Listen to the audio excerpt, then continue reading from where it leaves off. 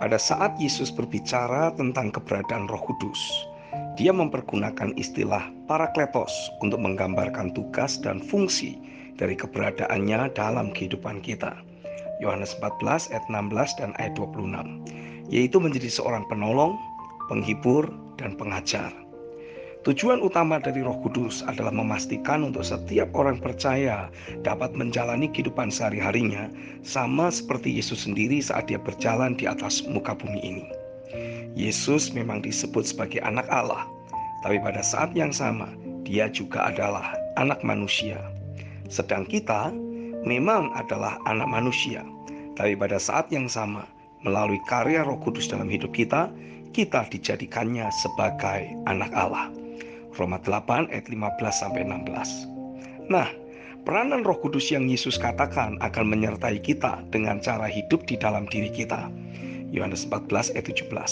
Dia akan menolong dan terus menguatkan atau menghibur, bahkan mengajar untuk kita dapat memanifestasikan kehidupan sehari-hari, berinteraksi dengan banyak orang, melakukan berbagai aktivitas, sama persis seperti Yesus sendiri jika dia hidup di masa dan kondisi sekarang ini. Yang pertama, pribadi Roh Kudus inilah yang harus menjadi pemegang kendali atas hidup kita.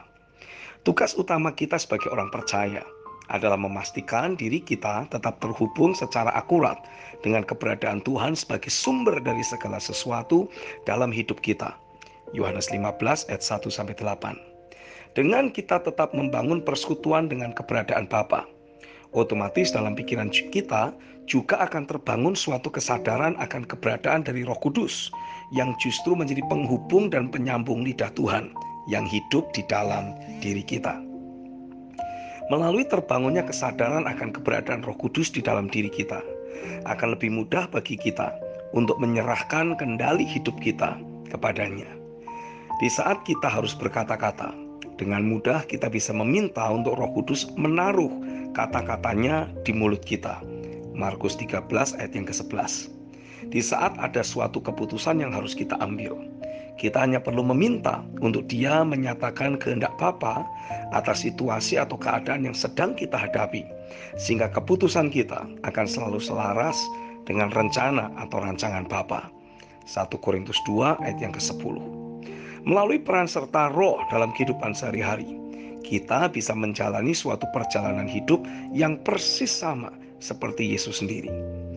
Injil Yohanes pasal 5 ayat yang ke-19 mencatat, maka Yesus menjawab mereka katanya, "Aku berkata kepadamu, sesungguhnya anak tidak dapat mengerjakan sesuatu dari dirinya sendiri, jikalau tidak ia melihat Bapa mengerjakannya.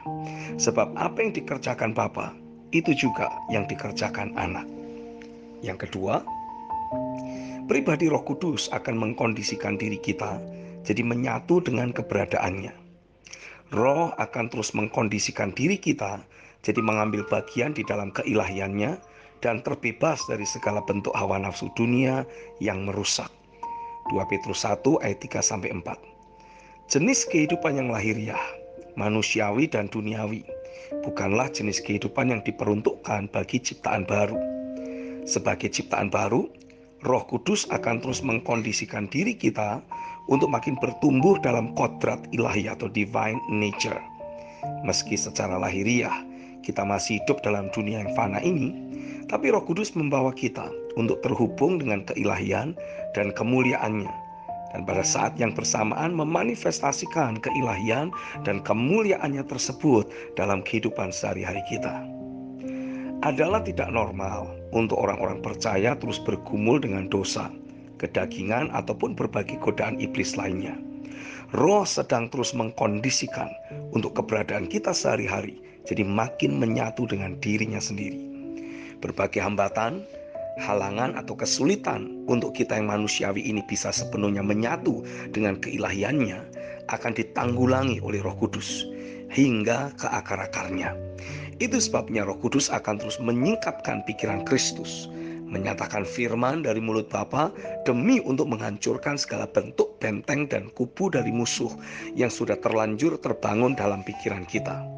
Pergunakan setiap firman yang kita miliki sebagai sarana untuk menyatukan pikiran kita dengan pikiran Kristus.